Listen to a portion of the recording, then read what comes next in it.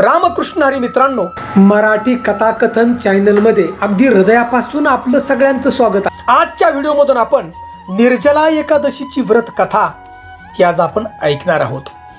या ज्येष्ठ महिन्यातील शुक्ल पक्षातील एकादशीला निर्जला एकादशी म्हणतात. एकादशी तिथी ही भगवान विष्णूंच्या पूजेला समर्पित आहे. या एकादशीचं व्रत इतकं महत्त्वाचं आहे की वर्षातील सगळ्या एकादशी एका बाजूला आणि ही निर्जला एकादशी एका बाजूला आहे. बघा एवढं पुण्य आहे. एवढंच नाही तर या निर्जला एकादशीचं जी महात्म्य प्रत्यक्षात भगवान श्री हरी विष्णुदेवांनी व्यासदेवाला सांगितलेले आणि याच व्रताचं महात्म्य आज आपण ऐकणार आहोत. आणि हे पहिलं जे व्रत आहे पांडुपुत्र भीमाने केलेलं व्रत आहे. बघा तर मित्रांनो, एकदा कुंतीपुत्र भीमानं व्यासदेवांना जाऊन विचारलं की पितामहा, माता कुंती, बंधू युधिष्ठिर, अर्जुन, नकुल, सहदेव आणि आमची पत्नी द्रौपदी सगळेजण एकादशीचं व्रत करतात. परंतु महाराज, मी त्यांना नेहमी सांगतोय की मी देवतांची पूजा करेल, दान करेल, फक्त मी भोजनाशिवाय राहूच शकत नाही.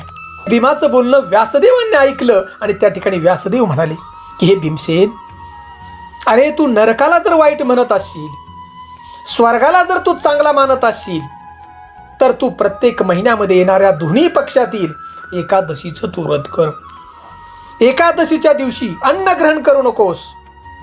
आता हे ऐकल्यानंतर भीम त्या ठिकाणी म्हणाला की पितामहा, मी पहिलंच तुम्हाला सांगितलं आहे की मी भूक सहन करू शकत नाही, परंतु तरी सुद्धा वर्षातली एक जर व्रत असेल एकादशीचं तर मात्र मी करेल ते.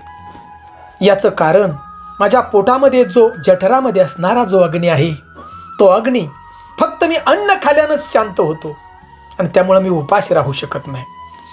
एवढंच नाही तर भीम त्या ठिकाणी गयावया करून सांगू लागला व्यासदेवांना की पितामहा, मी एक दिवस सुद्धा उपास धरू शकत नाही. एवढंच काय तर एक वेळ सुद्धा उपाशी राहू शकत नाही. परंतु मी तुमच्या सांगण्यानुसार आता एक दिवसाचं व्रत मी करायला तयार आहे आणि मला एका व्रतानं स्वर्गाची प्राप्ती कसं होईल तेवढं तुम्ही मला सांगा.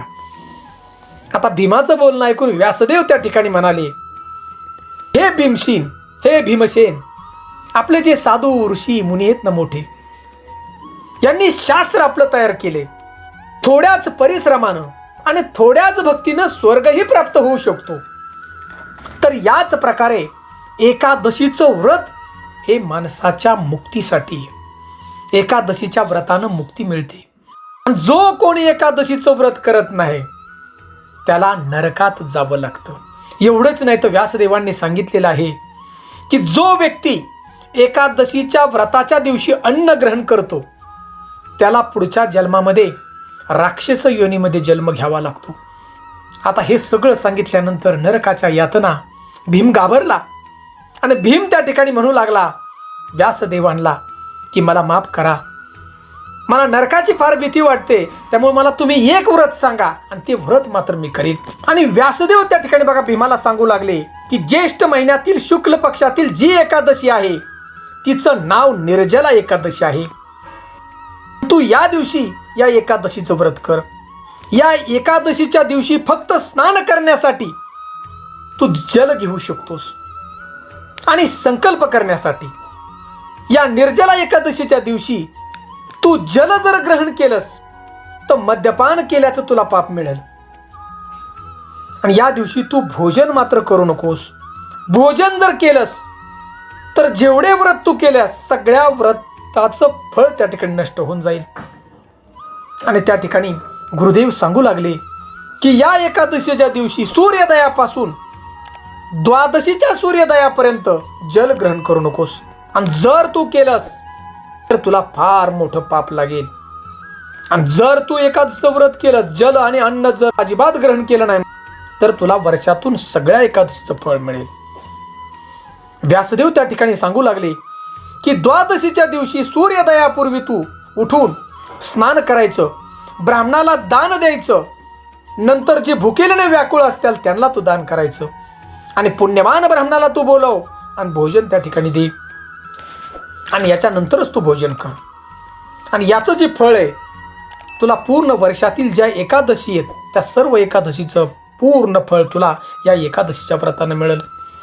आणि व्यासदेव त्या ठिकाणी म्हणू लागले की हे भीमसेन, हे जी मी तुला एकादशीचं व्रताची माहिती सांगितली आहे, निर्जला एकादशीच्या व्रताची, ही माहिती माझी नाही.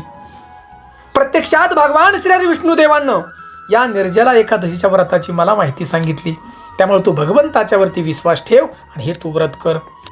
आणि एवढंच नाही तर व्यासदेव सांगू लागले की भीमसेन, ध्यान देऊन ऐक. निर्जला एकादशीचं व्रत जर तू मनापासून केलं, या पृथ्वी तलावरती असणारी सर्व तीर्थ आणि या सर्व तीर्थांचं फळ तुला एकाच एकादशीने मिळणार आहे. सर्व जे दान करतोस तू, त्या सर्व दानामध्ये श्रेष्ठ या निर्जला एकादशीचं फळ आहे. आणि म्हणून तू निर्जला एकादशीचं व्रत अगदी मनापासून त्या ठिकाणी कर. आणि जो मनुष्य निर्जला एकादशीचं व्रत करतो, त्याच्या मृत्यूसमयी यमदूत त्याला न्यायला येत नाहीत, तर त्याला त्या ठिकाणी भगवान श्री हरी विष्णुदेवांचे पार्षद येतात आणि दिव्य विमानात घेऊन त्या आत्म्याला भगवंताच्या धामामध्ये घेऊन जातात. एवढं या निर्जला एकादशीचं व्रत महत्त्वाचे या ठिकाणी व्यासदेवांनी भीमाला सांगितलं. आणि भीमानं विश्वासानं हे निर्जला एकादशीचं व्रत केलं. बघा एवढं महात्म्य एकादशीचं. एवढंच नाही तर व्यासदेवांनी या ठिकाणी सांगितलं, ब्रह्महत्येसारखं पातक, चोरी केल्याचं पातक, दुसऱ्याला फसवल्याचं पातक, हे सगळं जे पाप आहे या निर्जला एकाच निर्जली एकादशीच्या व्रतानं या ठिकाणी सगळं नष्ट होऊन जातं. त्यामुळं मनुष्यानं, ज्याला एकादशीचं व्रत जमत नाही वर्षभर कराय, त्यानं हे निर्जला एकादशीचं व्रत करावं आणि सगळ्या पापातून मुक्ती मिळावी. आणि 84 लाख योनीतून बघा मुक्तता मिळते. मित्रांनो, हे सगळं जे व्रताचं महात्म्य आहे या, हे प्रत्यक्षात भगवंताने बघा व्यासदेवांना सांगितले. म्हणून मित्रांनो, विश्वास ठेवा आणि येणाऱ्या 25 जूनला ही निर्जला एकादशीचं व्रत आपण विश्वासानं करावं. आणि दिवसभर ओम नमो भगवते वासुदेवाय नमः हा जप करायचा आहे आपण काम करता करता. सुंदर अशी माहिती आवडली तर ओम नमो भगवते वासुदेवाय नमः अशी कमेंट मात्र जरूर करा. रामकृष्ण हरी.